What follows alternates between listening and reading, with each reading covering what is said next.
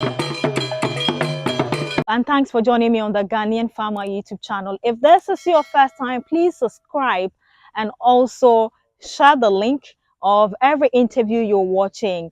Last week, I came your way with about 10 laws you must know and practice about farming. And that, if you do religiously, you'll become a millionaire farmer. I gave you 10 points, and I'm going to continue with the 7 that is left. I'll be coming your way very often with these guidelines so it can help you, it can serve as a lesson so that you will guide your way as you become a farmer. So we'll continue with number 1. The number 1 is never entrust your $1 million idea into a farmhand.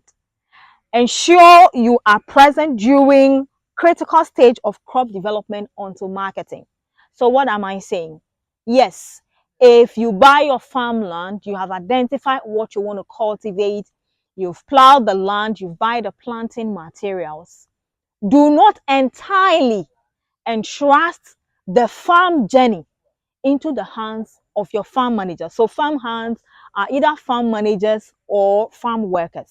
Do not 100% entrust the process, the stage. I mean, the entire 3 months, if it's a vegetable, the 6 months, the 1 year, the 2 year, all the way to 3 years or even 5 years. Do not entirely entrust your $1 million investment idea into the hands of your farm head. Number 2 is never employ a close family to manage your farm. I think this, I have said it a couple of times. Yes, I am not saying hate your brother or hate your sister or don't even trust your father or your mother. But be careful. You are for one against trusting your farm management into the hands of a family. So you can either get a neutral person to be the manager and your family person to be a supervisor or to work alongside that farm manager. Why am I saying that? Just imagine something didn't go right. You can, criticize, or you can be very angry. You can actually draw the attention of the farm manager and say, I don't like the way you did this, or I don't like the way you went about this decision without me being aware. But if it's your brother, be honest with me. Will you be able to, speak to him the way you would want to talk? Would you be able to criticize? Would you be able to draw his attention to ABC? That why is this like, why is that? Would you be able to do that? You massage things. And at the end of the day, you and I would suffer. You will say, oh, I regret investing. There is nothing like that. Make sure that the 100% farm management is not entirely left in the hands of your family member. Number 3, if you are a neighbor farmer, plant the same crop. So you go into a certain community or a certain region, okay, and you buy a farmland, and there are already neighbors who are also planting certain crop. It doesn't hurt to actually also go into the plantation of that same crop. It can be a plus because already that is doing well there. So it gives you a sign of what does well in that area. But then whilst you're planning to actually grow the same line of crop, you can also consult a professional to give you an advice, or you can further go ahead and even conduct a soil test to be sure that what my neighbor is growing, I can actually also grow the same thing. It is always best to give it a second thought. The next point is never apply any farming information you get online without consulting your agronomist. Excellent point. A lot of the times, most people will watch a certain video, they watch a certain interview, and that is what they are relying on solely. Ghanaian Farmer, for instance, gives you a guide as to how to grow your tomato, your carrot, your onion, your mango, your pineapple, do your fish farm, or even livestock farming. But that alone is not a guarantee. How much will an agronomist charge you? Or how much will somebody who is an expert in the area of livestock charge you? So after watching, it's a fair guide for you to know what I have to do or what is out there, what I'm getting myself into.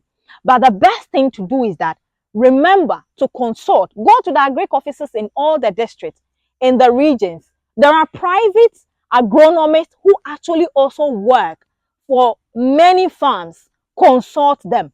Go further. Pay him that 2,000, that 3,000, that 5,000, and let him help you through the journey. But the video or the interview gives you a clearer understanding. So when the agronomist comes and he's mentioning, oh, this and that, you can also question the person because you have learned something, you have seen something. You can ask questions. That tells him that, hey, this person is not ignorant about what he wants to do. He has an idea. He has a fair knowledge about what he wants to go into. So please, information you watch on Ghanaian Farmer and any other YouTube farming platform is not enough. Consult a professional for help. And then the next point is always have a farm plan. So if you're going to go into, let's say, mango, I find myself in a mango farm now.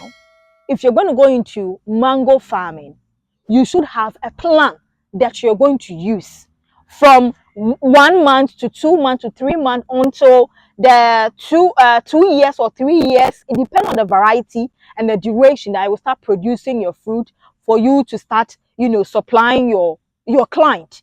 But there has to be a plan. Between this month to that month, what am I going to be doing else? Is it a plant that I can intercrop with other vegetables? You should know. Is it something that I would need to do more than 3 or 4 times, fumigation or fertilizer application or whatever it is?